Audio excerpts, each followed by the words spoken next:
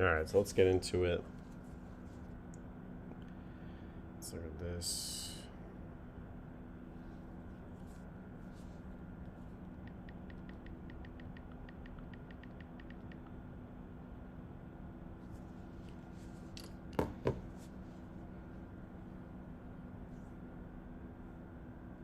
Let's just go through a few levels.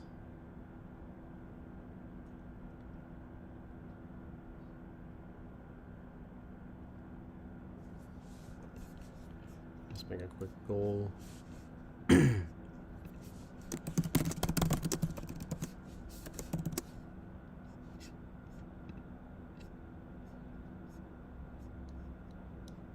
I'll start a poll.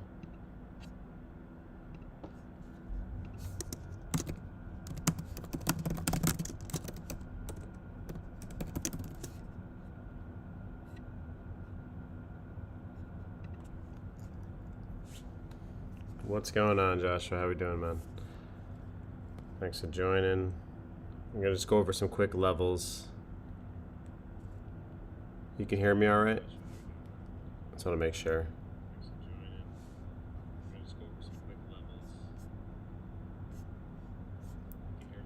All right, cool. So let's go through this. So I started a poll just to see if anybody's buying the dip here. So if you join my WAP, you'll definitely know that oh, you hear the fan? Yeah. Is it that bad though? Or is it like kind of just in the background? I have it just for the computer. Let's shoot some levels. Let's blast out first off. Let's start off most importantly. Anytime you're doing levels, you got to start off with the QQQ. Yeah, we've been on it. We've been buying these dips, which is good. Really quickly, let's just draw out the QQQ. I want to stream till at least 9:30. I'm thinking about opening up a members only live stream on Wednesdays from 9:30 to like 10 or something, but we'll see. We got to just work out the kinks still. So let's just bring this up real quick. We got the 200 EMA right here, exponential moving average, going over the previous 200 moves. You can see here we had this trend that was bouncing, but now we've actually broken this channel around 486, and we went to about a low of 467. So we just got to be careful here. There is potentially more downside. We just had the CPI news come out. So far, it seems as if the market, what the hell is going on here? It seems as if the market is taking this positive. Let's bring this up. There we go. There we go. All right. Sorry, I don't know why my computer glitched. So as you can see here, I do believe we have potentially a little more downside. If we move back down to 450, I think that'd be more of a buying opportunity for QQQ. You are right. We definitely do need to go. We definitely do need to go pre-market into the hours of just live streaming. But this is what you want to watch right now. Let's go over the short-term levels. Let's get into it. So looking at this, QQQ really needs to recover. It needs to get it back above this 480 level. Right now, the line in the sand where I think buyers are going to start stepping in is going to be at this 470. It's kind of pretty obvious right here. This is where it is holding. So we need to see if we're going to get a break and a retest here at 472, move back forward. But as you can see, just with the CPI news alone, 467 all the way up to about 479 is a pretty big move in the last day. That's about 2 to 3% for the overall market. And when you look at companies like NVIDIA, just from that CPI news right here, you had that nice pop from about 111 up to 113. And what I want you to recognize is that sometimes these pops, you can actually see them happening in real time because we were having resistance around this level. And then once the CPI news came out, this was really your zone from 110 to 111, where it was resisting, and then boom, it broke out. So we will see at 9:30, are we going to get a move higher? Is NVIDIA going to actually pop up and actually go towards 120? That is where I think the next line in the sand is. There are two areas of NVIDIA that are clear resistance zones. It's this 125 zone failed and rejected, and it's sold off lower. But then you also have this area right here, which is pretty clear to see. Looking at NVIDIA, I would say 118 to 120 is going to be your line in the sand. I'm going to move it up to like 120, just psychological support. We're going to see if we can get a move there today. What's really going to be the telltale sign is, are we just going to sell off because we've been bearish?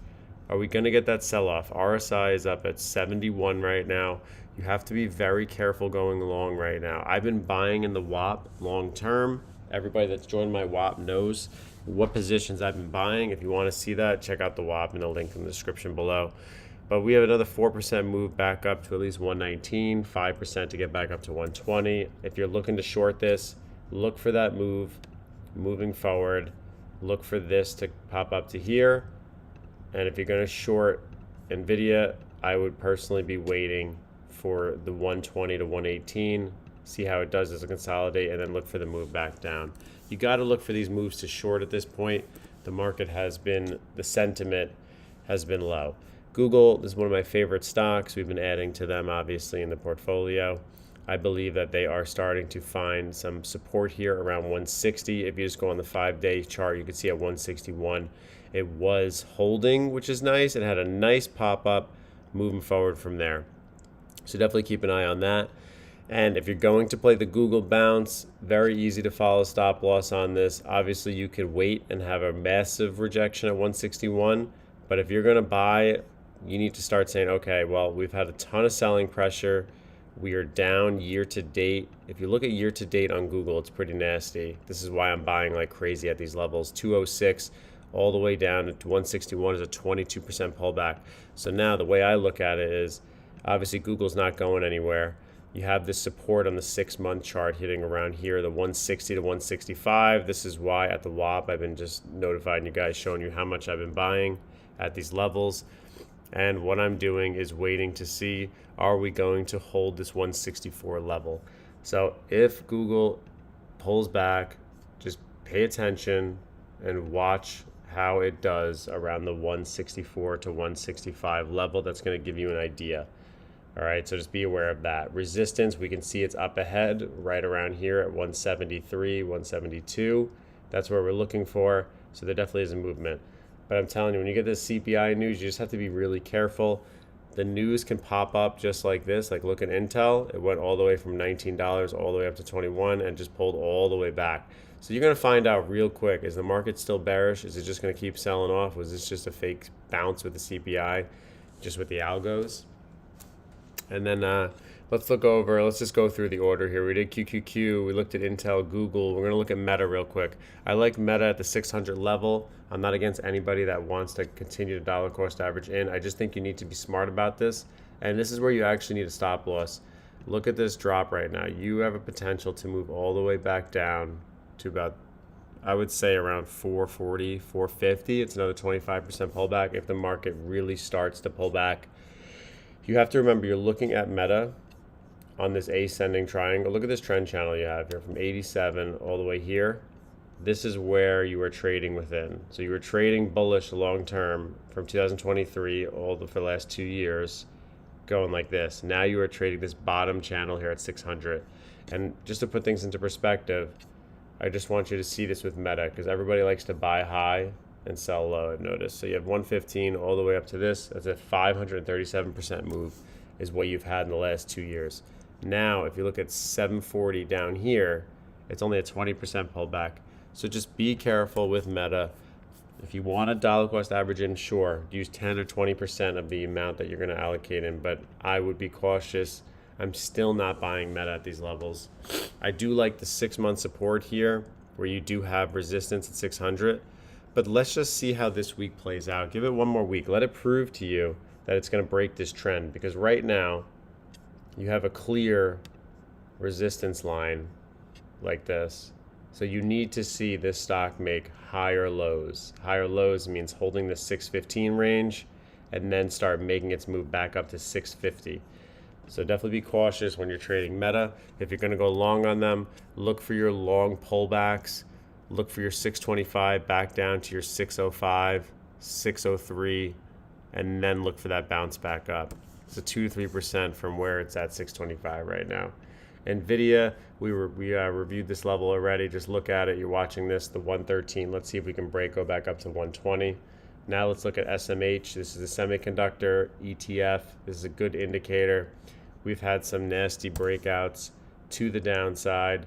Your next level that you are waiting for, which would be a true short position, which would be 235. It is trading in this downtrend right here. We make this new low here around 210.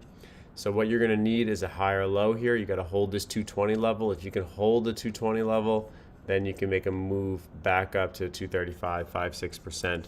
What is it gonna take to get that? It's gonna take Nvidia, it's gonna take Broadcom, it's gonna take stocks like MU. Notice how they look all the same when you're looking at SMH, you're looking at MU, you're looking at Nvidia. They all have this line of resistance, which is like this. This is it right here. It just can't break through it yet. So you just gotta give it time.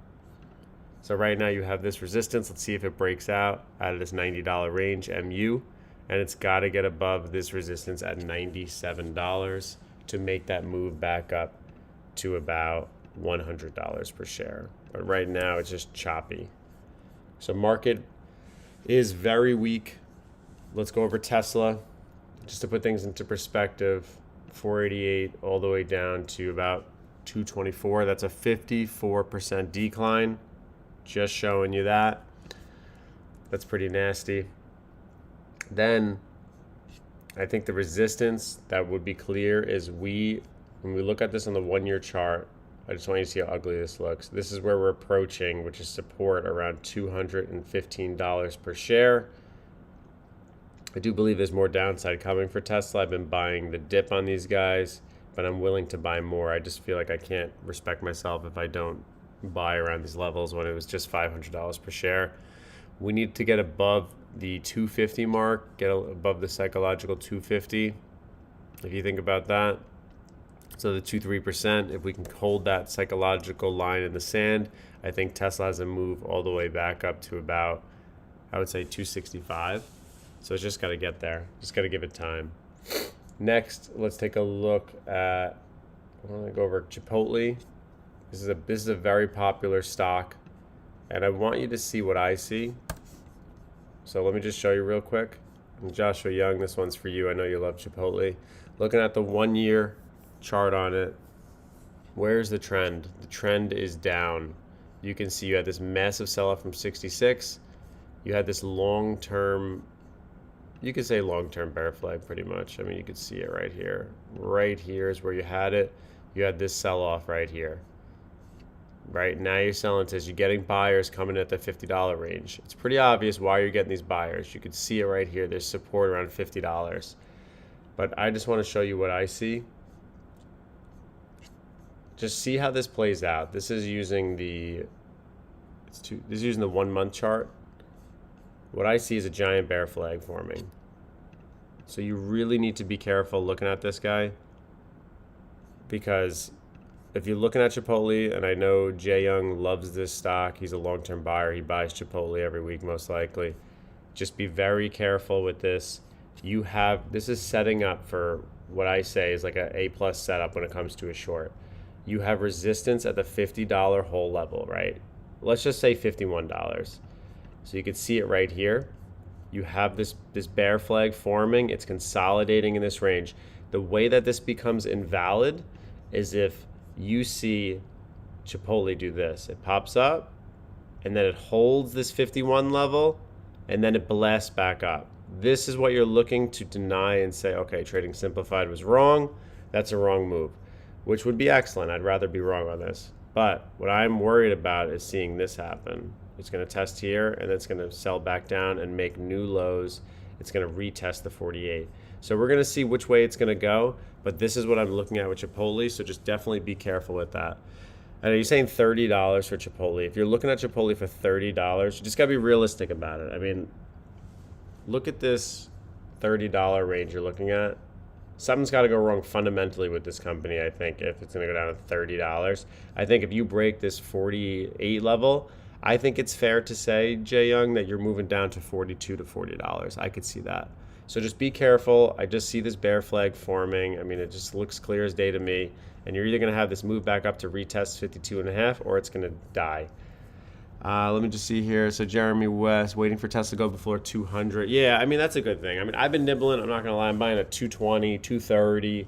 I'm just loading up at this point. But I'm not afraid to keep buying. I'm going to keep buying. And if it goes down, I'm just going to buy more. My cost basis originally was around 150. I'm going to continue to add more. My cost basis is a little bit higher now because I've been loading up higher shares on it. But we'll keep an eye on it. Where I really would like Tesla would be around 186 to 185. I'd still be a buyer. It wouldn't bother me at all. Let's see, the guac issues. Yeah, it's all about the guac. Let's see here, PLTR. I remember, it's crazy. We were marking this out before, and look how it just, the resistance levels, the previous high, and then boom, it rejected it right at 107 and then just started selling off. So that was nice. But I think what we have to look at, just look at the 1 month chart.